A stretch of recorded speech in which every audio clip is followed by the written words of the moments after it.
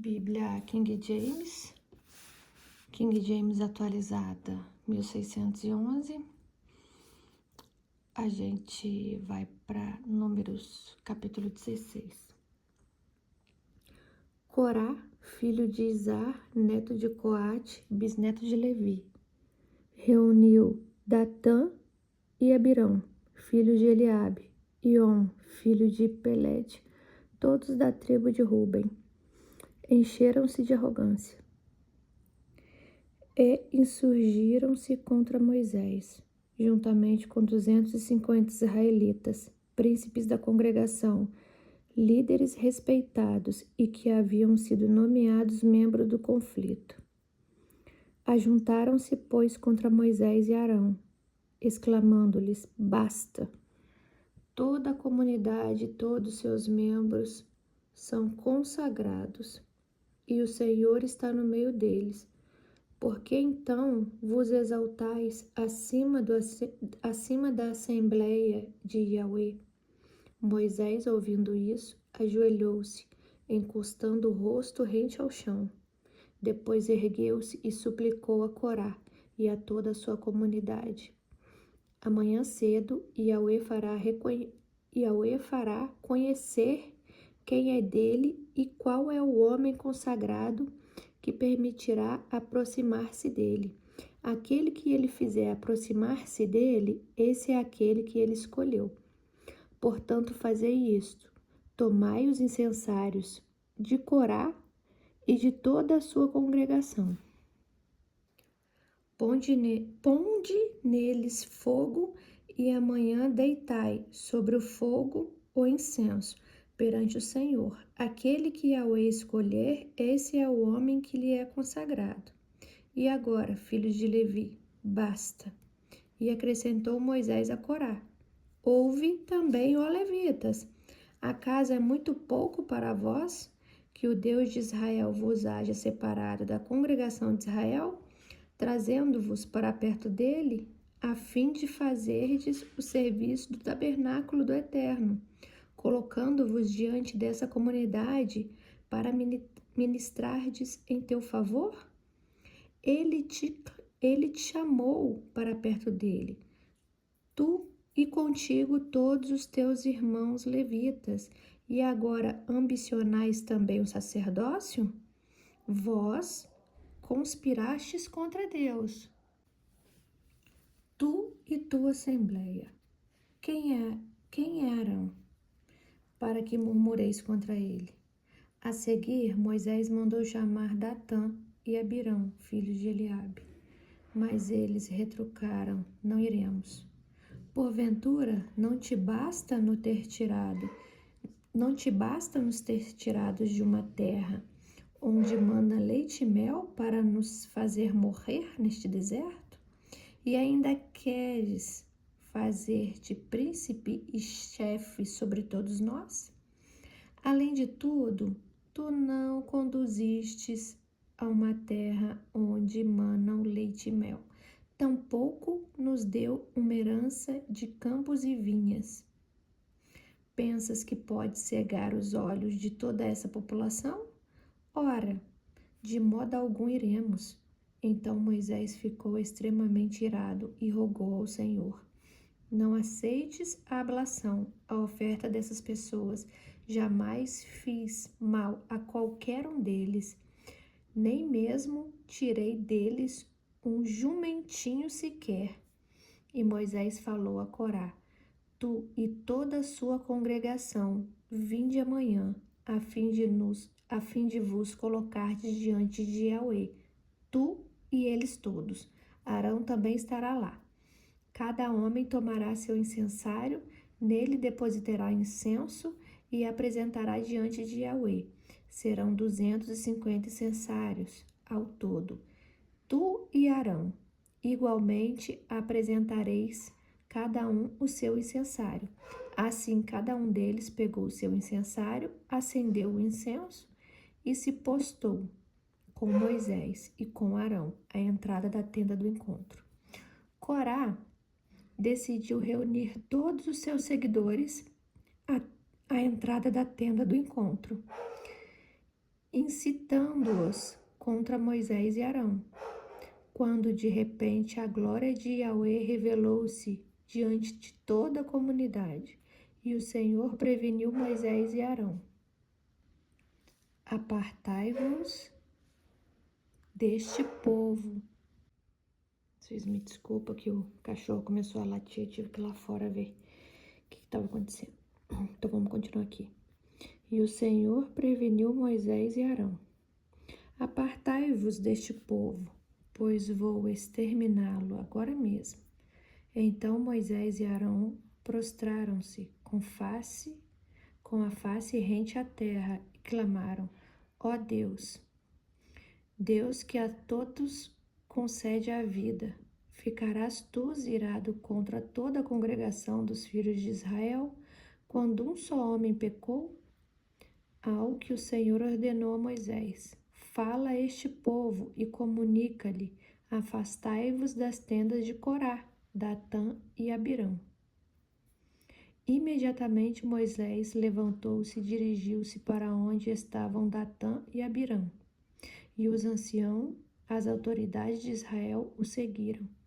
E Moisés advertiu o povo: suplico-vos, separai-vos das tendas desses homens ímpios, e não toqueis em nada aquilo que lhes pertence, para que não sejais também partícipes de todos os pecados que eles cometeram, para que eles não sejais participantes, tá? De todos os pecados que eles já cometeram. Então o povo se afastou das imediações das tendas de Corá, Datã e Abirão. Nesse momento, Datã e Abirão haviam saído e estavam em pé, à entrada de suas tendas, junto com suas mulheres, seus filhos e suas crianças pequenas. Foi quando Moisés exclamou: nisto conhecereis que foi o próprio Yahweh que me enviou para realizar todos esses feitos, e que não os fiz por mim mesmo. Se estas pessoas morrerem de morte natural, atingidas pela sentença comum a todos os seres humanos, então não foi o Senhor que me enviou.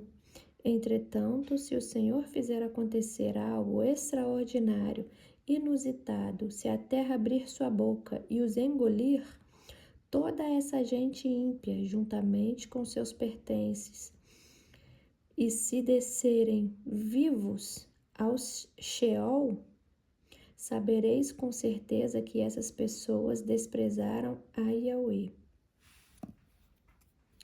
E aconteceu que, assim que Moisés acabou de comunicar todas essas palavras, o chão se abriu bem debaixo dos pés deles. Sheol aqui é o mesmo que mundo dos mortos. Então, isso daqui é uma alusão. Se descerem vivos, não é que eles estarão vivos, é que eles morrerão. E Sheol significa mundo dos mortos. E aconteceu que assim que Moisés acabou de pronunciar todas essas palavras, o chão se abriu bem debaixo dos pés deles.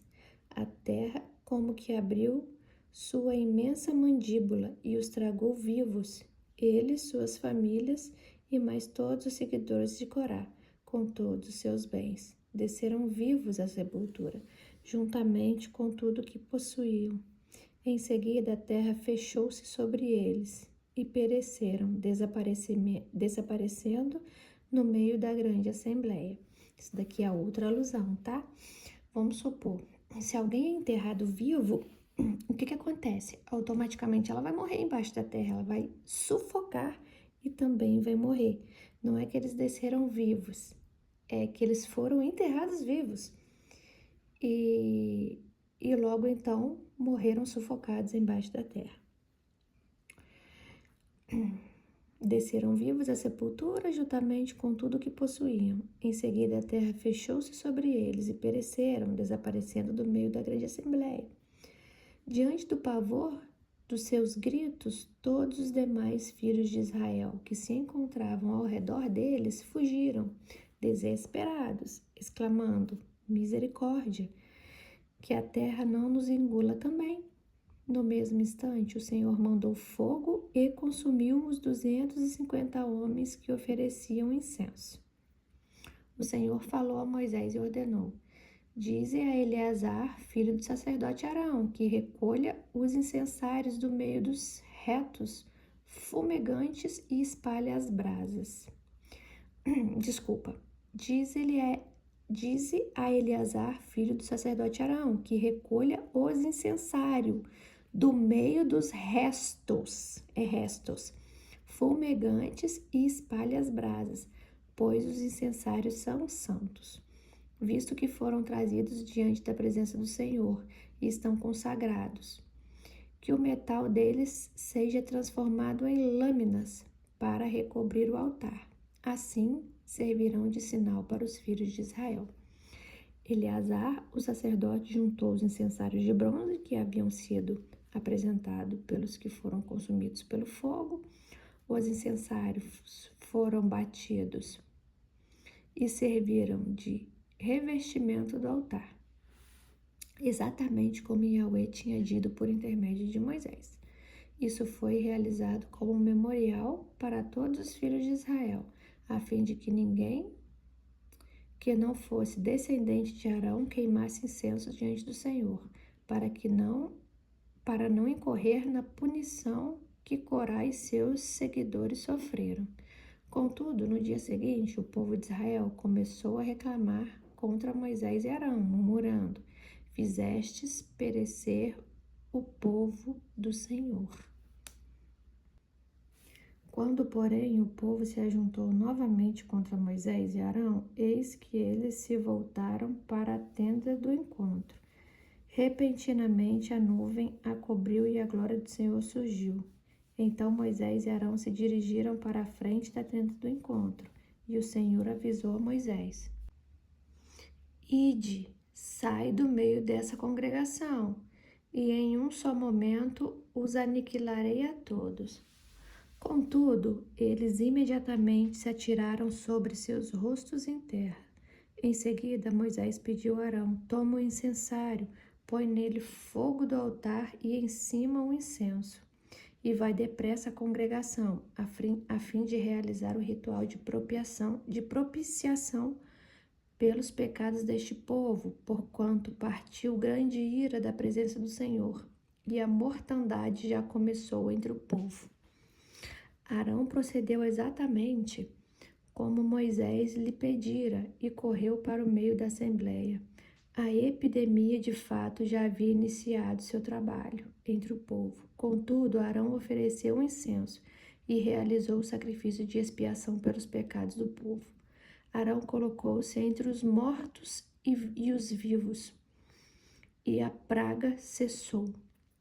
Foram 14.700 pessoas que morreram atingidas por aquela praga, sem contar os que haviam morrido por causa da revolta de Corá.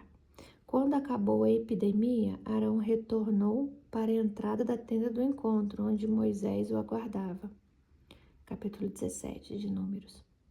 O Senhor disse a Moisés: Fala aos filhos de Israel, recebe deles para cada casa patriarcal um cajado, que todos os líderes das tribos, por suas casas patriarcais, te entreguem 12 bordões. Escreverás o nome de cada um deles no seu próprio cajado. No cajado de Levi, escreverás o nome de Arão, visto que é necessário que haja um só cajado para cada chefe das tribos. Tu o colocarás em seguida na tenda do encontro, em frente à arca das tábuas da aliança, onde eu vos encontrarei. O cajado daquele que eu escolher, esse florescerá, assim não deixarei chegar até mim as murmurações que os filhos de Israel proferem contra vós. Assim Moisés comunicou aos filhos de Israel, e os líderes deram-lhe 12 cajados, um de cada líder das tribos, e o cajado de Arão estava entre eles. Moisés depositou todas as 12 varas diante do Senhor, na tenda do testemunho, que guarda as tábuas da aliança. No dia seguinte, Moisés entrou na tenda e viu que o cajado de Arão, que representava a tribo de Levi, tinha brotado, produzido botões e flores, além de amêndoas maduras. Então Moisés rapidamente retirou todas as varas da presença do Senhor e as levou a todos os israelitas.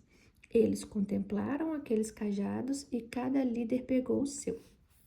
Então o Senhor disse a Moisés: torna a levantar a vara de Arão para diante da arca das tábuas da aliança, onde terá ela seu lugar ritual, como uma advertência para os rebeldes. Isso porá fim às reclamações do povo contra a minha pessoa e evitará que morram.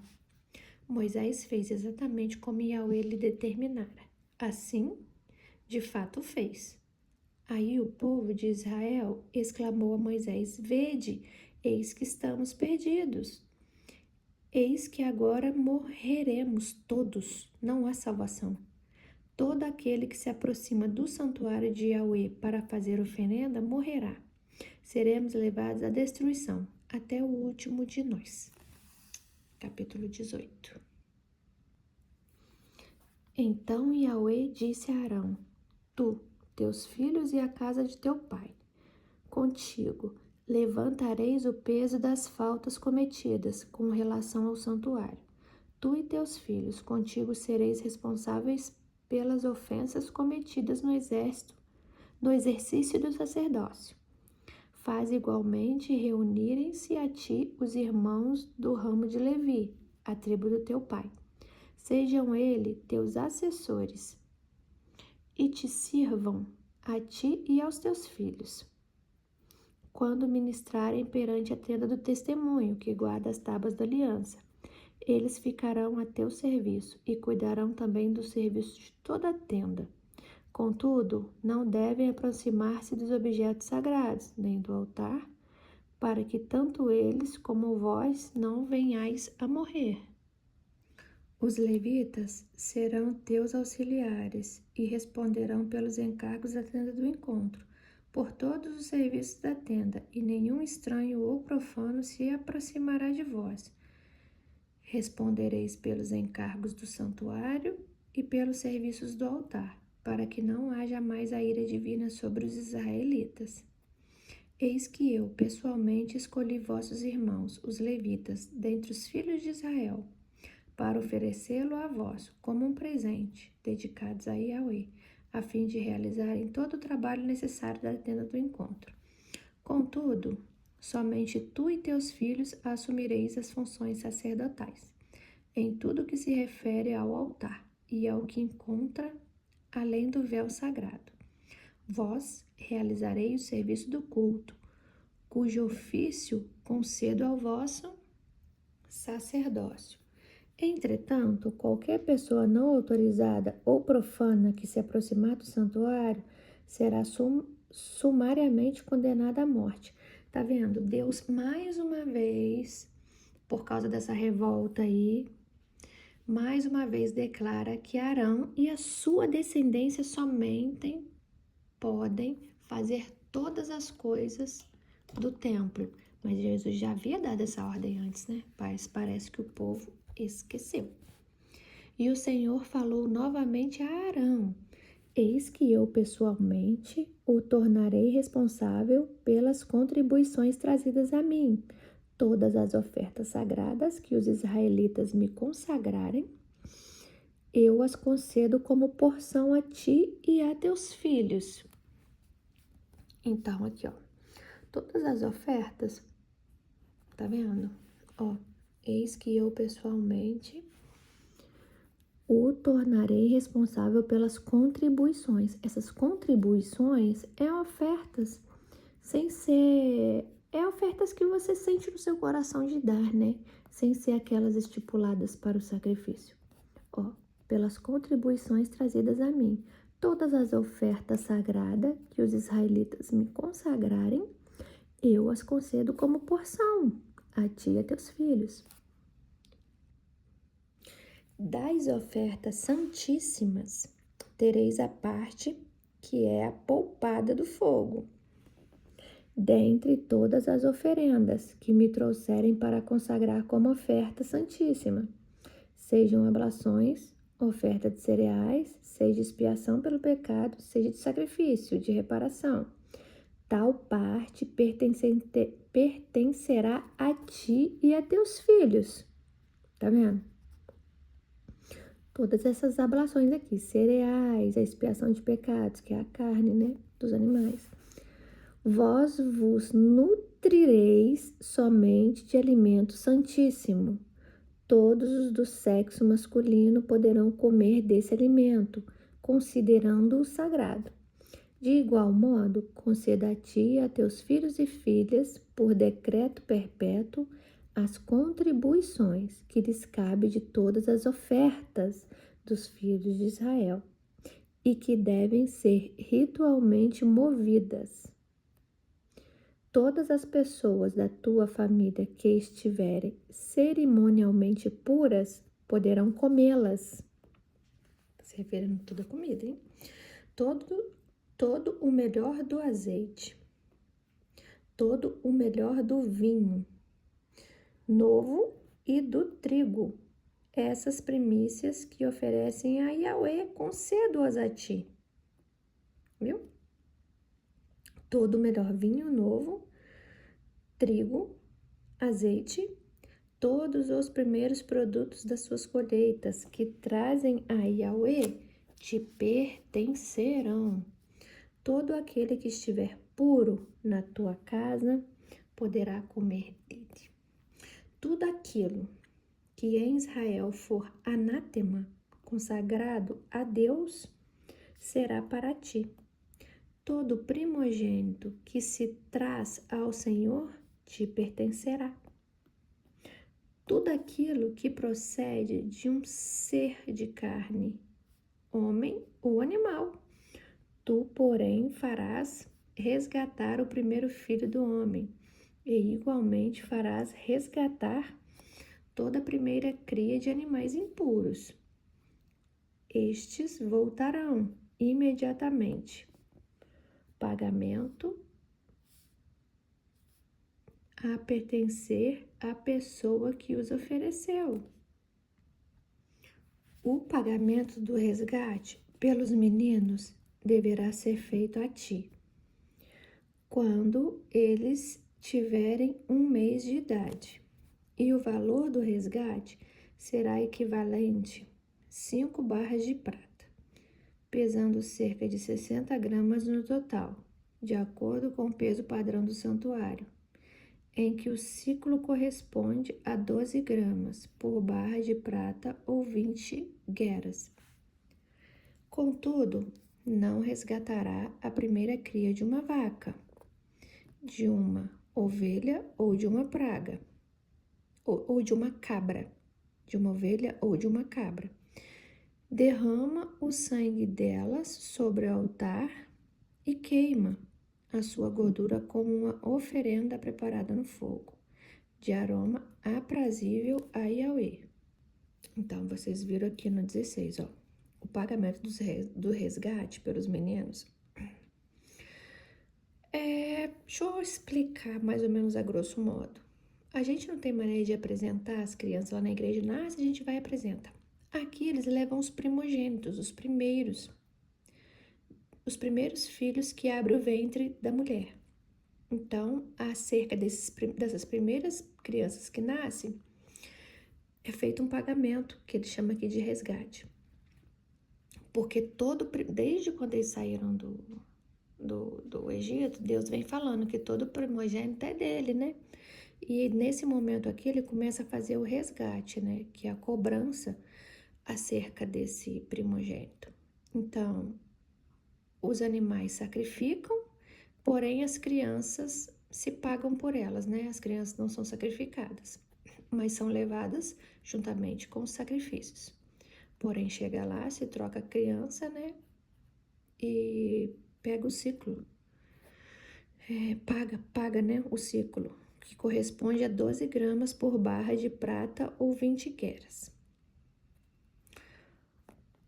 A carne desses animais te pertencerá, assim como o peito, que será apresentado como oferta movida, e a coxa direita. A partir de agora, estou entregando a ti, a teus filhos e a tuas filhas, como decreto perpétuo, todas as ofertas especiais que os israelitas oferecem, que os israelitas me oferecem. Essa é uma aliança de sal perene e inequebrantável, que eu, Yahweh, estabeleço para ti e para todos os seus descendentes. Então, a partir desse momento aqui, ele recebe... Deus permite que Arão receba o valor de todos os primogênitos e também receba todos os primogênitos de cada animal. Os animais são sacrificados e as crianças retornam para suas casas com seus pais. Disse ainda o Senhor a Arão: tu não terás herança, nem propriedade alguma na terra deles, e nenhuma parte haverá para ti no meio dos israelitas. Tá vendo?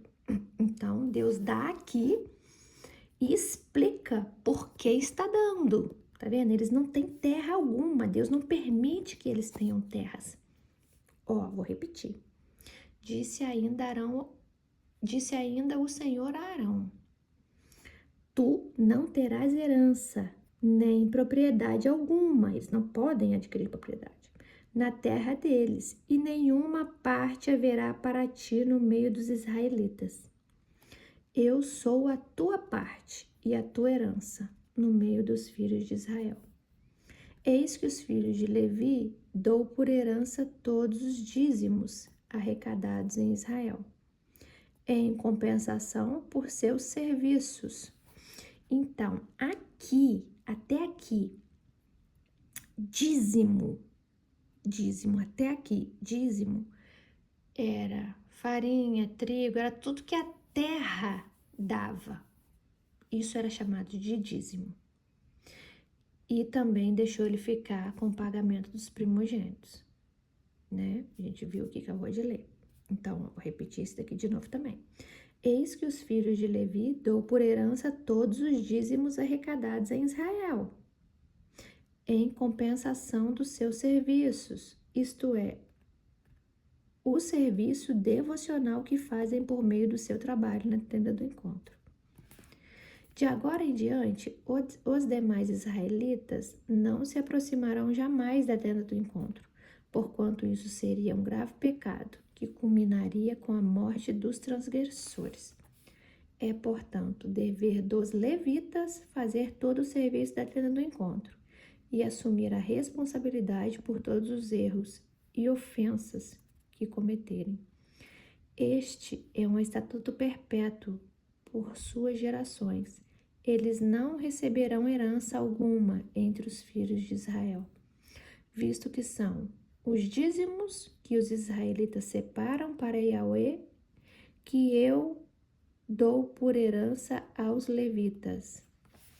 E o que eu acabei de falar que são os dízimos? Tudo que a terra fornece. E mais o pagamento pelos primogênitos, que a gente acabou de ler ali, que Deus também permitiu que eles ficassem. Os primogênitos. Eis que lhes disse que não possuirão herança alguma no meio dos filhos de Israel. Então, Deus reforça aqui, ó. Vocês não possuem, ó, eis porque lhes disse que não possuirão herança alguma no meio dos filhos de Israel. Por quê que Deus está alimentando eles e também ofertando com os primogênitos e pedindo para que eles não possuem herança alguma, para não começar a chamada acúmulo de riqueza, entendeu? Então, tudo que bate no templo, eles têm que se vestir, se alimentar, e também tem as funções do templo, que é alimentar as viúvas e as viúvas, as pessoas que estão migrando ali com eles de outros povos, estão de passagem, né? E os órfãos. Então, é para isso. Então, Deus faz questão de repetir novamente, para eles que eles não possuirão herança alguma, entendeu? E isso é um decreto. Isso é um decreto para eles não possuírem herança nenhuma, porque eles têm que girar. Tudo que entra lá para eles é para giro, é para sustento, tanto deles quanto de quem precisar. Entendeu? Ó, mais tarde disse o Senhor a Moisés: comunicarás o seguinte aos levitas, quando receberdes dos filhos de Israel os dízimos, que vos dou como herança da parte deles. Separareis a parte de Yahweh, o dízimo dos dízimos. A parte de Yahweh era como, gente? Como que era dada a parte de Yahweh? Essa contribuição especial será considerada equivalente à do trigo retirado da eira, o terreno de chão batido e do vinho tirado do lagar, o tanque de, prensar uvas. Assim, pois, vós também retirareis a parte de Yahweh de todos os dízimos que receberdes dos filhos de Israel. Dareis ao sacerdote Arão aquilo que houverdes separado para o Senhor. De todas as oferendas que receberdes, retirarei a parte de Yahweh. Do melhor de todas as ofertas, retirarei a parte sagrada.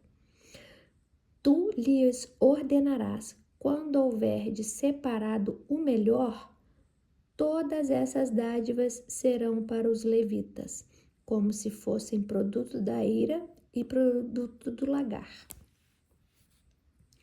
Depois de comê-las em qualquer lugar. Podereis comê-las em qualquer lugar, vós e a vossa família. É o vosso salário pelo vosso serviço da tenda do encontro. Não sereis culpado de pecado algum por isso, desde que separeis o melhor. Não profanareis os bens e ofertas sagradas pelos filhos de Israel, a fim de que não venha pecar e morrais. Tá falando assim, ó, para não profanar os bens. Capítulo 19. Eis uma prescrição da lei que Yahweh disse também o Senhor a Moisés e Arão. Eis uma prescrição da lei que Yahweh ordena. Comunica, pois, aos filhos de Israel que tragam a ti uma novilha vermelha sem defeito, perfeita, e que não tenha ainda sido submetida a julgo. Entregá-la-eis a Eleazar, o sacerdote, será levada para fora do acampamento e será sacrificada na presença dele. Depois o sacerdote Eleazar tomará com seu dedo um pouco do sangue e o aspergirá 7 vezes.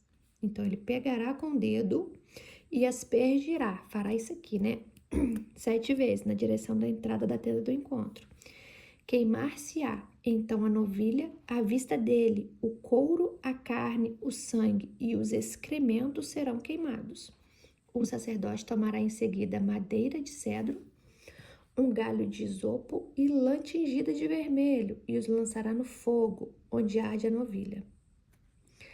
Lavará então suas vestes e banhará seu corpo com água. Depois disso, entrará no acampamento, mas ficará ainda impuro até a tarde. Da mesma maneira, aquele que queimou a novilha lavará suas vestes, banhará seu corpo com água e será considerado impuro até a tarde. Um homem considerado cerimonialmente puro se encarregará de te recolher as cinzas da novilha e as depositará no local puro, fora dos limites do acampamento. Ali as cinzas serão guardadas pelo povo de Israel, a fim de serem usadas na preparação da água lustral, que tira a impureza das pessoas. Essa cerimônia serve como sacrifício para tirar pecados. Aquele que tiver recolhido as cinzas da novilha, lavará suas vestes e ficará impuro até a tarde, tanto para os filhos de Israel como para os estrangeiros que habitam entre eles. Este será um decreto perpétuo.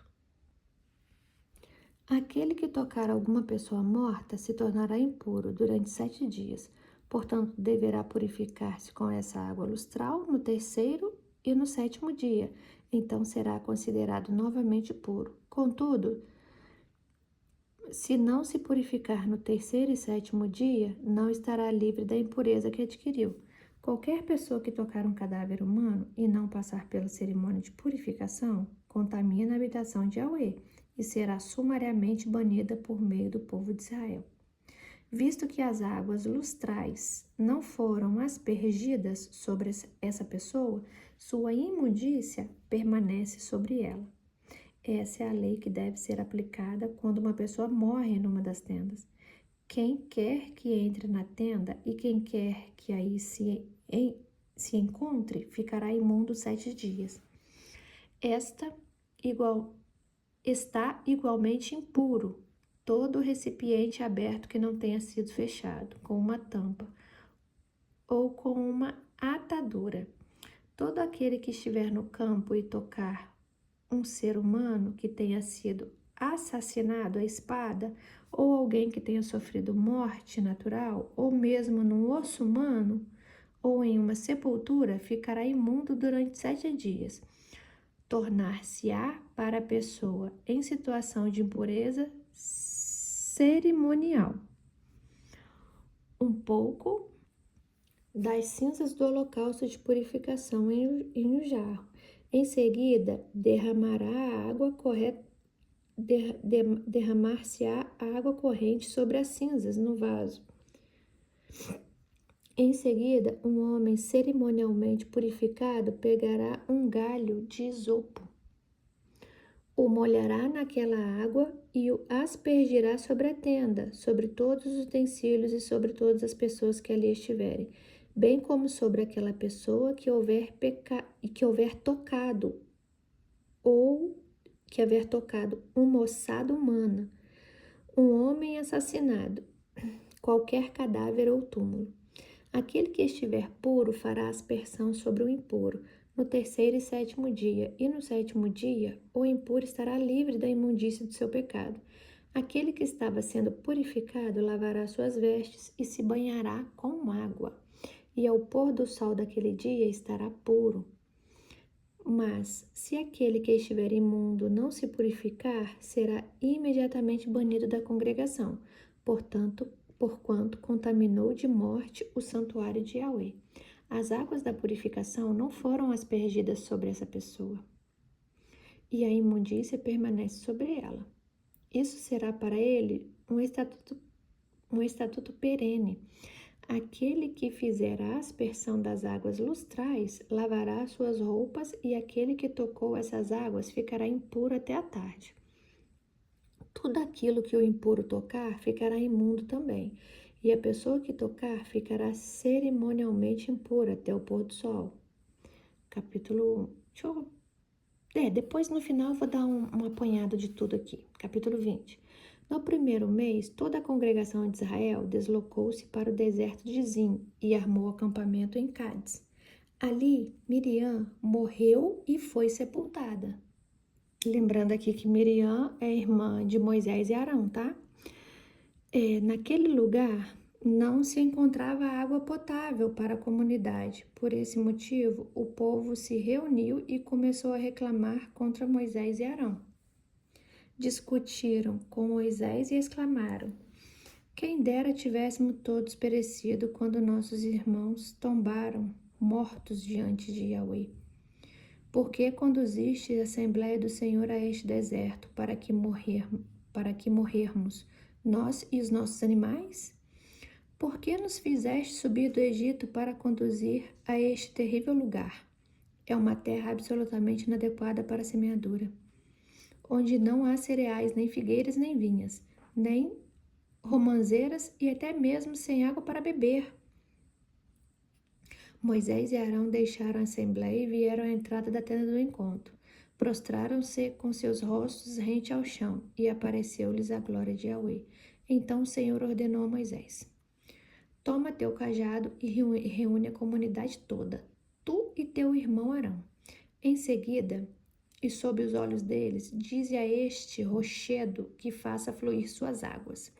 Farás, pois, jorrar água da rocha, e darás de beber ao povo e também aos animais. Então Moisés pegou o seu cajado que estava diante do Senhor, como este lhe havia instruído.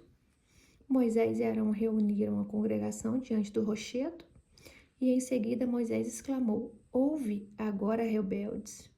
Ouve agora, rebeldes. Será que teremos de fazer jorrar água dessa rocha para vos saciar a sede? Em seguida, Moisés ergueu o braço e bateu na rocha 2 vezes com seu cajado. Imediatamente jorrou água potável e saciou a sede de todo o povo e de seus rebanhos. Moisés estava nervoso, né? Ele ficou um pouco alterado e acabou batendo, né? Onde Deus disse que era para ele tocar, ele bateu. Contudo, disse Yahweh a Moisés e Arão: visto que não confiaste suficientemente na minha pessoa, de modo a honrar a minha santidade e palavra à vista dos filhos de Israel, não fareis entrar essa comunidade na terra que lhe dei. Mais uma vez. Estas são as águas de Meribá, onde os filhos de Israel contenderam contra Yahweh, onde ele manifestou sua santidade entre eles. Da cidade de Cádiz, Moisés enviou alguns mensageiros que foram transmitir ao rei de Edom, a seguinte mensagem: ao rei de Edom: assim fala teu irmão Israel, tu mesmo sabes quantas tribulações nos tem advindo. Nossos pais desceram ao Egito, onde habitamos por longos anos. Os egípcios, entretanto, nos maltrataram muito, bem como aos nossos antepassados. Clamamos a Yahweh. Ele ouviu nossas orações e enviou um anjo que nos libertou do Egito. Eis que agora estamos todos em Cádiz, cidade localizada na fronteira do teu território. Desejamos, se isso te parece bem, atravessar sua terra. Não atravessaremos os campos, nem as vinhas, também não beberemos água dos teus poços, seguiremos a estrada real, sem nos desviarmos para a direita ou para a esquerda, até que atravessemos todo o teu território. Porém, Edom contestou-lhes: não passarás por minhas terras, pois do contrário marcharei preparado para a guerra contra ti. Então a congregação dos filhos de Israel ponderou-lhe: seguiremos pela estrada real, a principal da terra batida. Se bebermos da tua água, se nós e nossos animais bebermos da tua água, pagaremos o valor que desejares por ela. Basta que nos deixe atravessar o seu território a pé, e nada além disso. Contudo, Edom retrucou-lhes irredutível: não passarás por minhas terras. E Edom partiu com seu exército grande e bem armado ao encontro do povo de Israel. Considerando que Edom recusou-se terminantemente a conceder permissão para atravessar o seu território, toda a congregação de Israel desviou-se dele. Toda a comunidade israelita saiu da cidade de Cádiz e chegou até o monte Or. E foi naquele monte, próximo à fronteira de Edom, que o Senhor comunicou a Moisés e Arão: eis que Arão se reunirá a seus antepassados. Não entrará na terra que darei aos filhos de Israel, visto que fostes ambos rebeldes à minha palavra, junto às águas de Meribá. Tá vendo? Que Deus falou para falar com a rocha lá e ele bateu. Toma, portanto, a Arão e Eleazar, seu filho, e faze-os subir a montanha de Or. Ao chegar no alto do monte, tira as vestes de Arão e coloca-as em seu filho Eleazar, pois Arão será reunido com seus pais. É exatamente ali que ele vai morrer.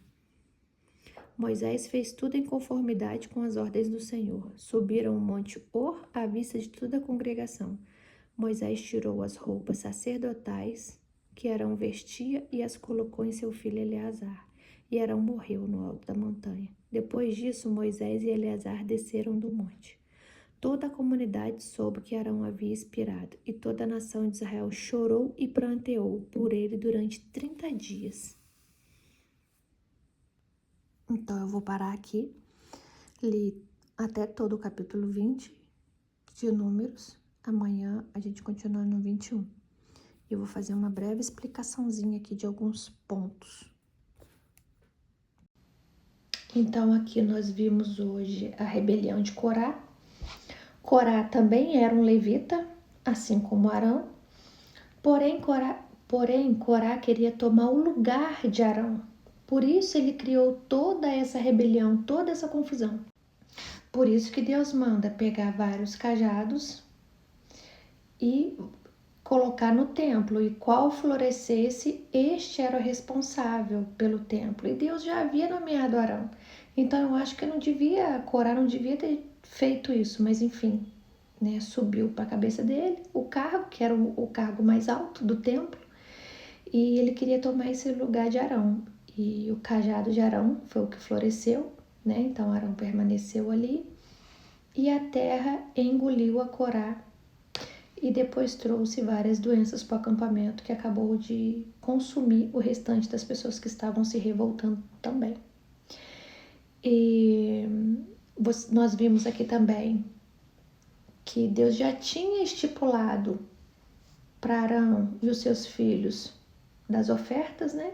Que eram as coisas que eram levadas para o templo, para serem sacrificadas, o trigo e azeite e tudo mais. E dessa vez ele coloca uma coisa a mais, que antes não foi falado até agora, que foi o pagamento do resgate de cada primogênito, um valor equivalente a 60 gramas de prata. Então aqui Deus estipula isso como pagamento, né? Já que eles não têm terras, que eles não podem possuir terras nem nada. Então esse é o pagamento deles. E não é por pessoa, é por primogênito. Então, cada família em que nasce, em que o ventre daquela mulher se abre e nasce um filho homem, esse filho é levado ao templo, né, para ser consagrado ao Senhor, porque tudo primogênito é do Senhor, tanto de animais quanto de colheita, todas as primícias são levadas para serem entregues ao templo, e eles vivem disso. E quanto aos mortos, que foi muito falado aqui nesses capítulos que eu li hoje, vocês viram que todas as pessoas que tocavam em um morto ficavam impura e tinha que tomar banho, tinha que ser afastada. Eu não sei como que era a higiene desse povo, que era primitivo. Então, eu sei que não tinha saneamento básico algum. Saneamento básico não tinha. Não sei quantos banhos esse povo tomava. Parece que não era um banho por dia. Então, as doenças se